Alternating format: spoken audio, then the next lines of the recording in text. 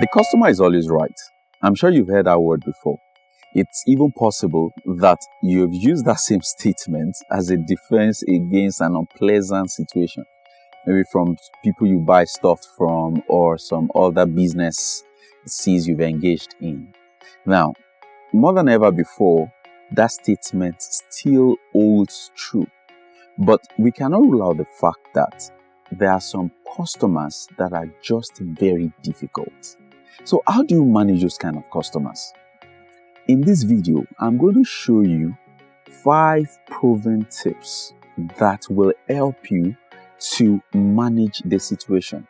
You will be able to see how you can separate issues from your person, how you can engage with them without losing out on your business objective. Stay with me, guys, as we dive into this.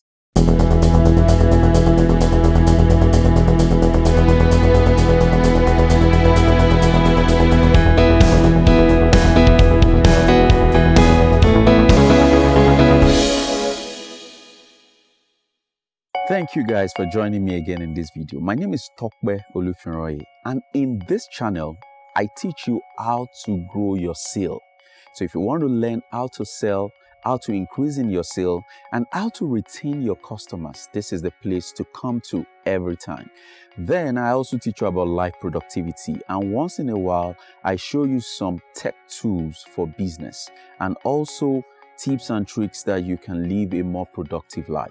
So please subscribe and click the notification button so that you don't miss out any of my rich content. So back to what we are saying, the customer is always right. So how do you manage difficult or angry customer? The first thing you need to do is to be very involved, be an engaged listener. When the customer is angry, they can't hear any other thing. So deliberately listen to what they are saying.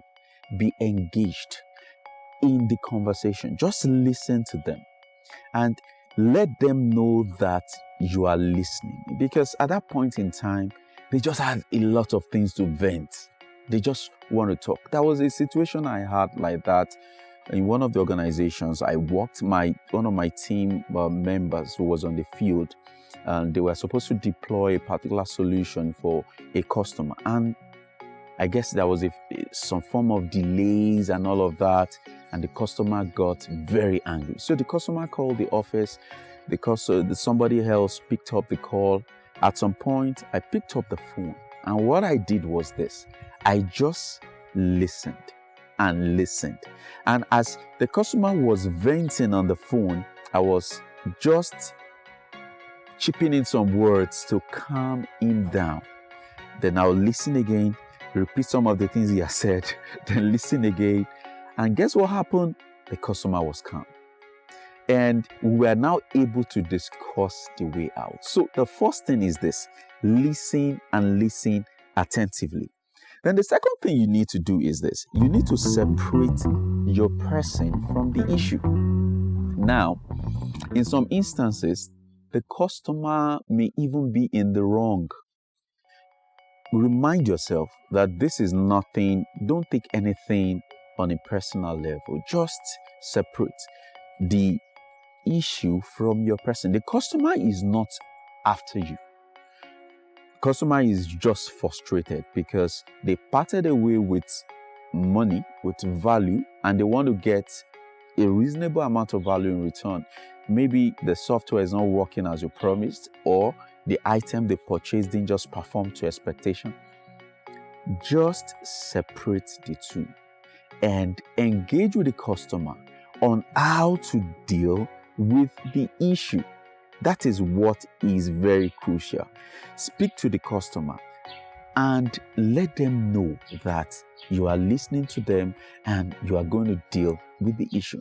Number 3, side up with them against the problem. Let them know that you are on their side, not on the side of the organization. Don't ever make it look like that. So say stuff like, I actually understand what you're saying. What you are saying I hear you very well.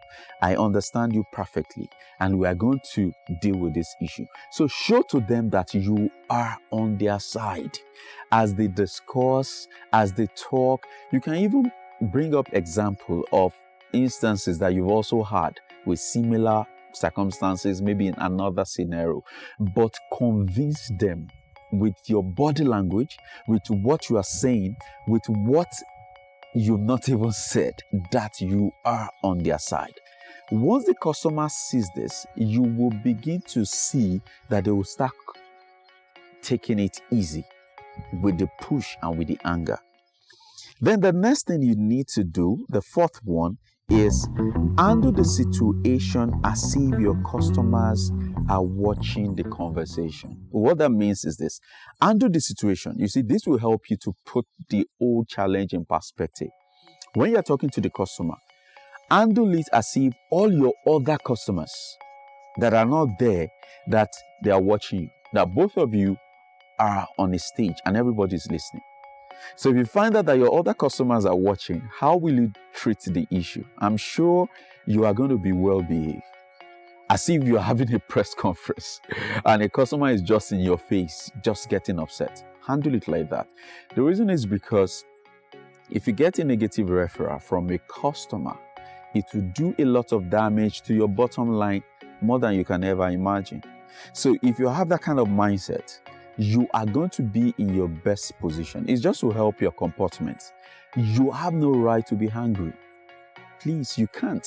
You can't, because you need the customer to help grow your business. And the value of a customer, you cannot even quantify it. The customer life value that you get, you cannot quantify it, because a particular customer that is well treated can bring you several other customers. So treat the situation as if every other person is watching, every other person is listening, and you are going to see that you will treat that customer better. Then the last point, make sure that you have a recap on the next steps. After the whole discussion that you've had with the customer, make sure you itemize everything that both of you agreed to do. That is very important. If possible, you can send a follow-up email after that conversation, whether it's a physical conversation or it's a phone call conversation. But what is very important is this: there and then, both of you need to have a recap.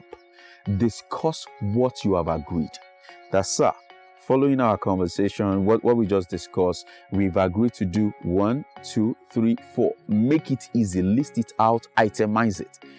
Then make sure that you follow through to executing what you have agreed. That is when your integrity can be in place. Otherwise, you are just going to make the situation more difficult. Right.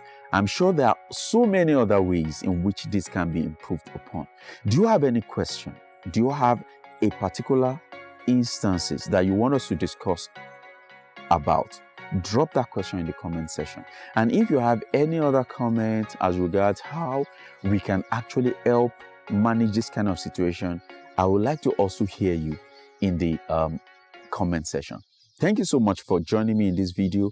If you have not yet subscribed, go ahead and subscribe and click the notification button. I'll see you in the next video.